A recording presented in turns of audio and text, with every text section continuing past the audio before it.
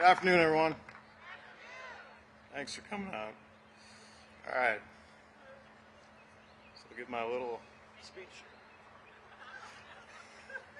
So good afternoon. My name is Jake Disenfer. I'm a childhood cancer survivor, a husband to my wife Elizabeth, a father to my 9-month-old Ruby, and a proud union iron worker with Local 848 here in North Carolina.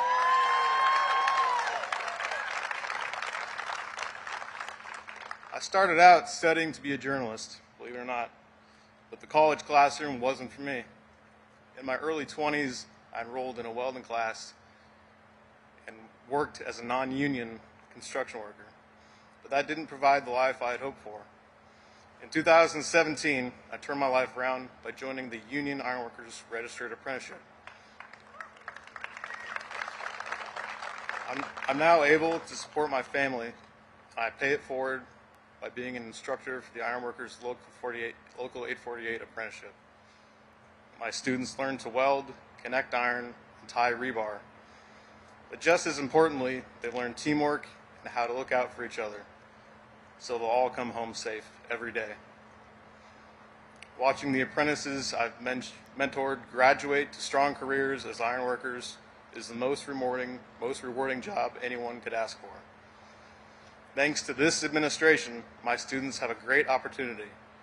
President Biden's bipartisan infrastructure law, CHIPS and Science Act, and Inflation Reduction Act all mean a surge in construction and manufacturing jobs we haven't seen in decades.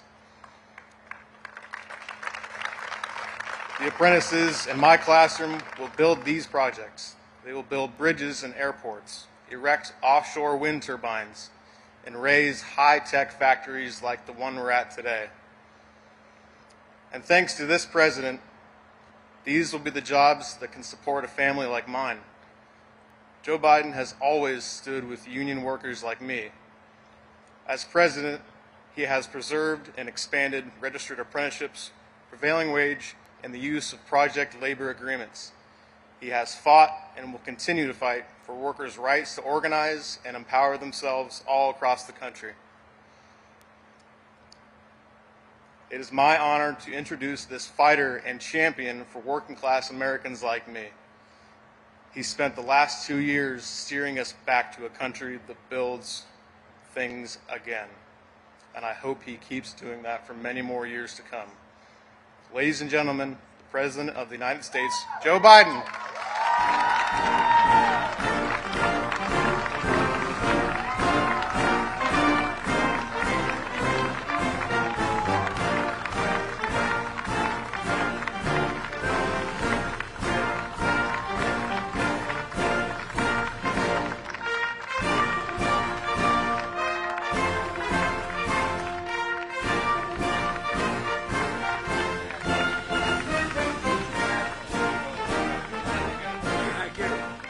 Hello, everyone. How are you? Well, it's great to be here. Before I begin to talk about the whole notion of rebuilding America, I want to talk very briefly about what happened in Nashville. We know the names of the victims. We've seen the initial footage of the attack. 3 children dead, all just 9 years old, including the daughter of the pastor. 3 members of the staff, school custodian, substitute teacher, and the head of school. I spoke with one of the, actually it was the governor's wife, the governor. He was telling me his wife was about to have dinner that night with her. There's still more to learn about what happened, but there's plenty we do know. We know that this family's worst nightmare, the family's worst nightmare has occurred. I've lost a child, not to that. I've lost a child to an accident and to a cancer. But I tell you, there's nothing like losing a child, particularly the more senseless it is, the more devastating the impact on you. It's absolutely heartbreaking. And it's senseless. You know, those children should all be with us still. By the way, have a seat if you have one. They should still be with us. As a nation, this is not hyperbole, as a nation we owe these families more than our prayers. We owe them action. You know, we have to do more to stop this gun violence, of ripping communities apart, and ripping apart the soul of this nation.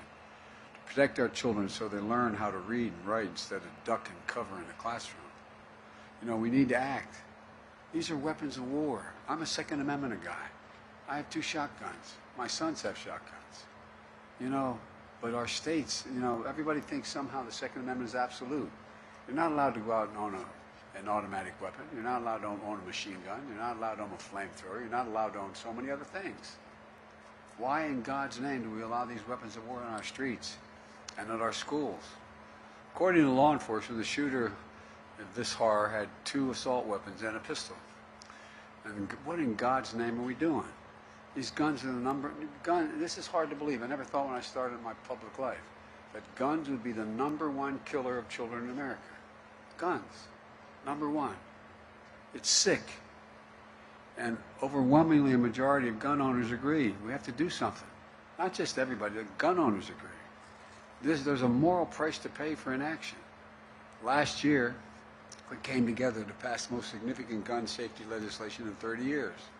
It was bipartisan. We got it done. And don't tell me we can't do more together. So I again call on Congress to pass the assault weapons ban. Pass it. It should not be a partisan issue. It's a common sense issue. We have to act now. And people say, why do I keep saying this if it's not happening? Because I want you to know who isn't doing it, who isn't helping, to put pressure on them. You know, I know you see on television, it's not just merely the weapon in terms of that it's semi-automatic in effect, but the velocity with which it comes out of that muzzle, what it does when it hits the body. Most bullets would go just straight through and out, but it blows up once it's inside your body.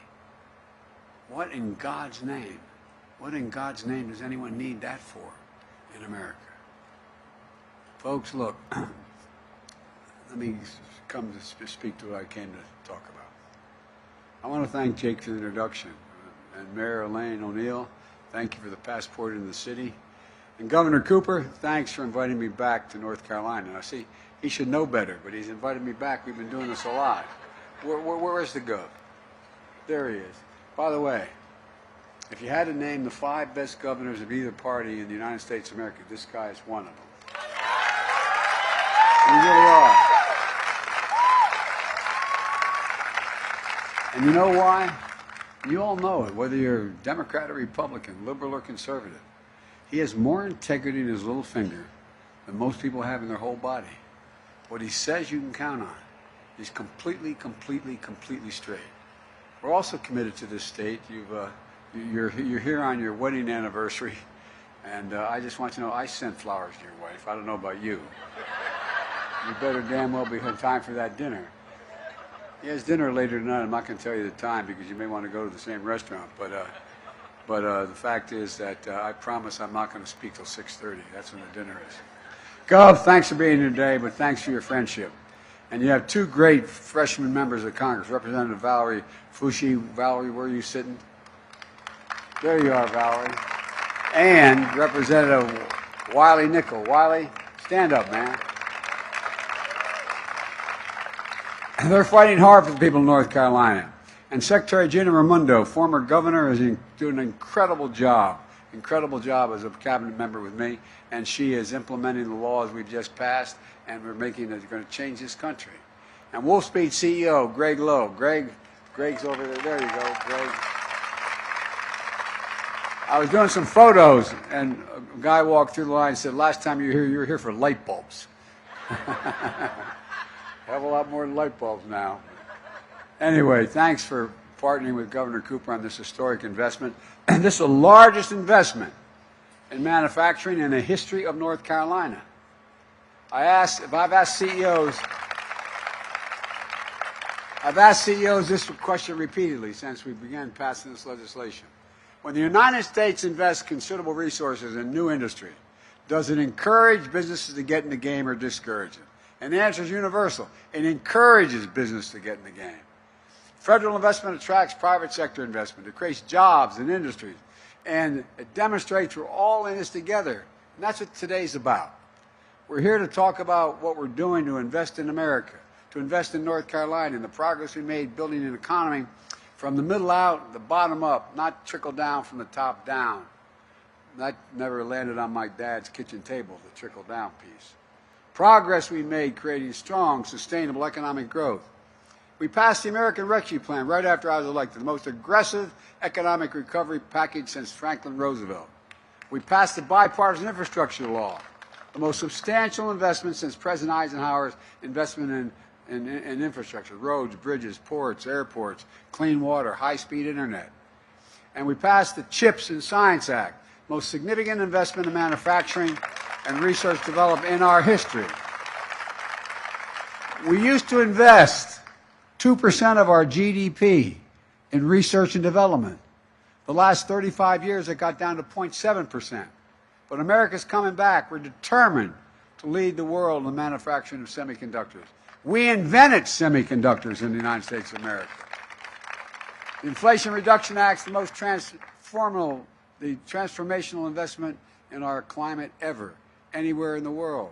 Put it all together, it's a plan to invest in America, invest in Americans, give them opportunity, invest in ourselves, and it's working. Here's what it looks like across the country. A record 12.4 million new jobs, including 800,000 manufacturing jobs. That means we recovered every single job lost in the pandemic and created 3 million more. Instead of exporting jobs, like to get cheaper labor costs, like I come from the corporate capital of the world, Delaware. More corporations are incorporated in Delaware than every other state in the Union combined. About 30 years ago, under Democrat and Republican administrations, corporate America decided to go where the jobs are the cheapest. And guess what? America lost its edge in manufacturing, lost its edge across the board. And we did that for decades. Now we're creating jobs. We're exporting jobs no longer. American products are being made here. We're growing the economy. And today I announced that since I took office, we've attracted, catch this, we've attracted $435 billion in private investment in American manufacturing. We announced over 23,000 infrastructure jobs so far, projects so far, not jobs, projects, and thousands of American communities across the country. And in the process, we're strengthening our supply chain. Right here in America, here in North Carolina, we're making chips that go into electric vehicles. These vehicles are powered by batteries and critical minerals that you're making here in North Carolina. We're making electric vehicles here in North Carolina. That's what invest means when we say invest in America. Before the pandemic, supply chain wasn't something most Americans thought about. When you say supply chain, you look at each other with a blank stare. Well, guess what? Everybody knows what the supply chain is because today, after delays in parts and products, folks experience, everyone knows. That's why it's so important. You have to have access to them. My economic plan brings the supply chain home to the United States. I was asked by one foreign leader who remained nameless why I was doing this. I said, we're no longer going to have to wait for product from other countries. You're going to have access to what we do, but we're going to have the supply chain start in America, building a clean energy future made in America. And that means providing incentives for companies to manufacture clean energy technology here in North Carolina and across the country, where companies are making electric vehicles because of our investments. In Charlotte, where, Albemarle is using funding from the Bipartisan Infrastructure Act to process lithium and critical materials that power EV batteries. Across the state, we're building a network of electric vehicle charging stations, and we're going to build 550,000 of them across all of America. We're driving up and down the coast or on I-85. Charging stations will be as easy to find as gas stations are today, and that's a promise. And Wolfspeed is making an investment that will further strengthen the supply chain. The largest investment in manufacturing in North Carolina history, $5 billion they're investing. They make the wafers needed to produce semiconductors, these small computer chips, smaller than the end of your little finger, that power everyday lives, everything, smartphones, washing machines, hospital equipment, automobiles, you name it. They're especially critical in powering electric vehicles, which can use 2,000 to 3,000 chips for a single vehicle. And building their construction This building they're constructing will be the size of 38 football fields. Let me say that again. What we're constructing is the size of 38 football fields. We'll have 10 times the productive capacity compared to where we're standing on today. 38 football fields. Next door to Chatham County, Vinfest is investing $4 billion to produce electric vehicles to use the semiconductors Wolfspeed produces. Think about this, what it means to our supply chain and to our communities. Instead of relying on minerals made overseas in places like China, the supply chain will be here in America, here in North Carolina. It's a game changer. And by the way, America invented these chips. We invented them. We're the guys that came up with it because of the space program. Federal investment helped reduce the cost of creating and marketing the entire industry that America led. As a result, over 30 years ago, America had 40% of the global chip production. And then we got fat and happy. Something happened. American manufacturing, the backbone of our economy, got hollowed out. Companies began moving, as I said, jobs overseas instead of products overseas. As a result, today we're down to producing around 10% of the world's chips, despite leading the world in research and design of new chip technology. Why does this matter? Well, we saw it during the pandemic. When the global economy came to a halt, overseas factories that make these chips shut down, driving up costs for families. In fact, 1/3 of the core inflation rate in 2021 was because of the price of automobiles. They couldn't get enough computer chips, so they started to shut down the lines. Fewer cars were made. Workers on the shop floor were laid off. Prices went up because the cars were in short supply. Now we're turning things around in a big way. Folks, where is it written? Where is it written that says that America can't lead the world in manufacturing again? Where the hell's that written? I don't know that. No, I'm serious. Think about it. Think about it. All over the country, semiconductor companies are investing hundreds of billions of dollars in record amount of money to bring chip production back home in Ohio, New York, Arizona. Not just here. We're bringing the key parts of the supply chain back to America. Companies in every part of the country are expanding factories and building new ones, creating tens of thousands of new good-paying jobs, which don't need a four-year degree. Don't need a four-year degree. Folks, when I say every job in America should be a good job, including a fair and choice to join a union, I mean it. Every venture manufacturing electric vehicles, batteries, would be made stronger by collective bargaining relationships with unions.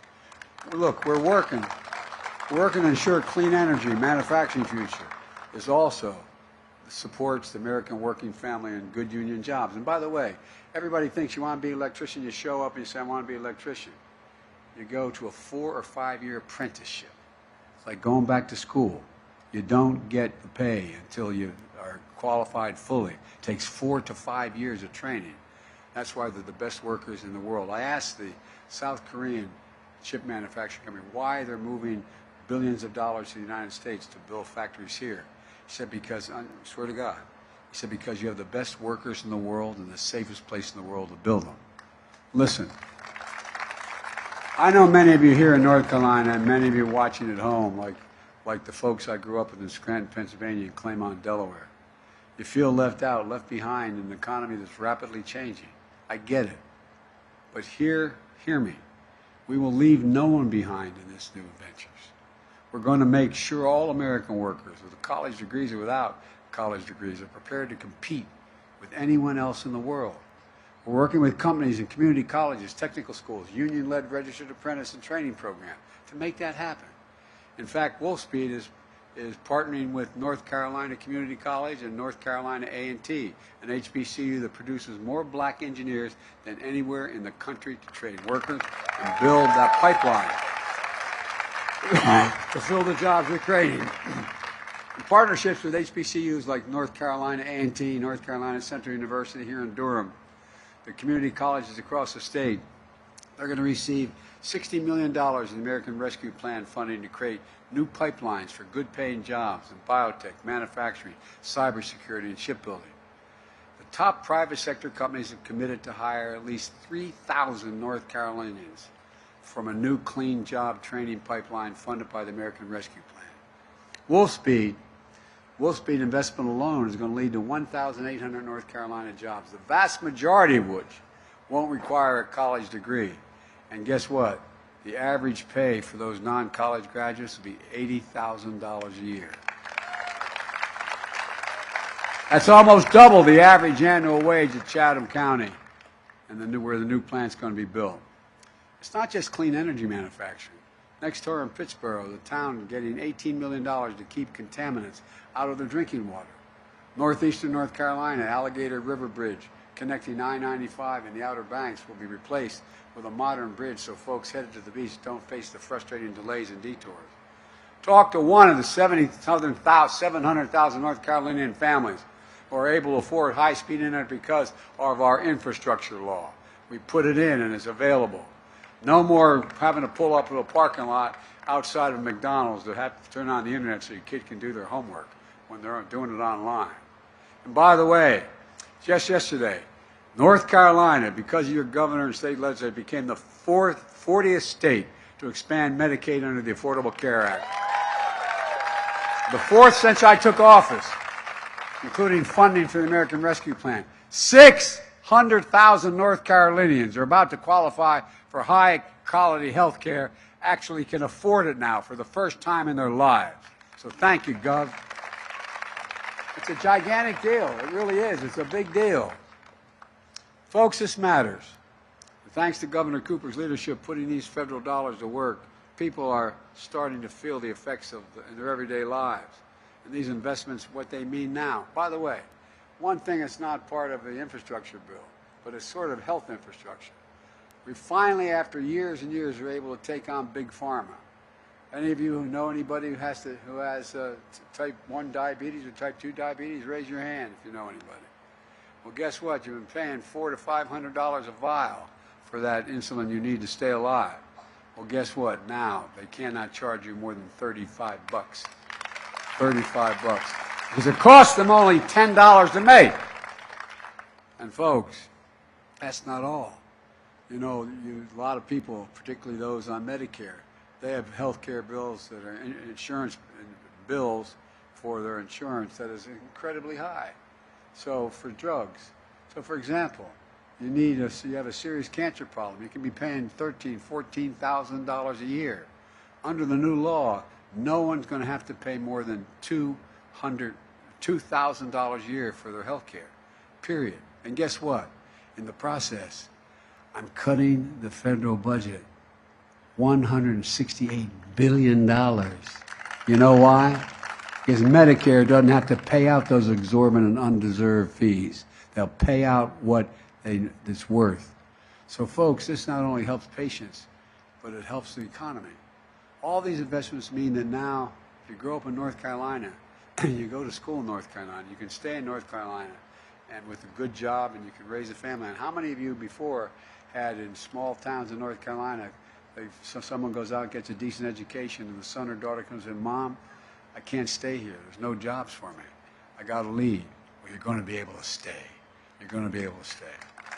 And none of this is happening by accident. It's not just happening in North Carolina. It's all part of my agenda to invest in America, American jobs, American innovation, pride in our country, dignity for workers and their families. But unfortunately, extreme MAGA Republicans, not all, but extreme MAGA Republicans are threatening to undo all this progress. They're putting our economy in jeopardy by threatening to refuse to pay America's bills. Not the ones, I cut the deficit by $1.7 trillion in 2 years. But guess what?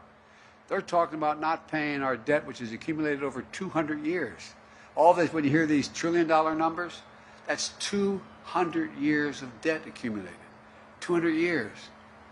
They want to repeal the Inflation Reduction Act, which means they want to cut the investments in clean energy manufacturing and encourage companies to expand and create jobs instead of create jobs here. They want to cede our clean energy future to China to make us dependent on overseas supplies and supply chains, export jobs overseas, and weaken our energy security. MAGA Republicans in Congress all don't want to gut the CHIPS and Science Act, stripping our investments in the next generation of science and technology like biomanufacturing, quantum computing, and molecular electronics. Look, folks, it would mean ceding the future of innovation and technology to China. I've got news for you. and for MAGA Republicans in Congress. Not on my watch.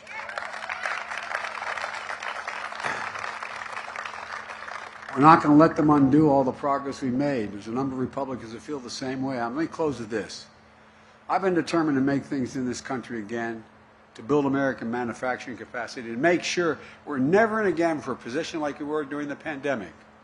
We're relying on other countries to make things that we need at home to make anything. Folks, some folks didn't believe we could do it, but I've made no bones about it. I've said for a long time, and I mean this from the bottom of my heart, if we invest in America, we can change the country's future. 30 years ago, I'll say it again, we invested 2% of our entire GDP in research and development. By the time I came to office, that was under 10%. If I'm not mistaken, it was 0.7%. We're turning that around. We're proving it's never been a good bet to bet against America. I've never been more optimistic about our country's future. We just need to remember who we are. We're the United States of America. There is nothing beyond our capacity when we act together. Virtually nothing. God bless you all, and may God protect our troops. Thank you, thank you, thank you.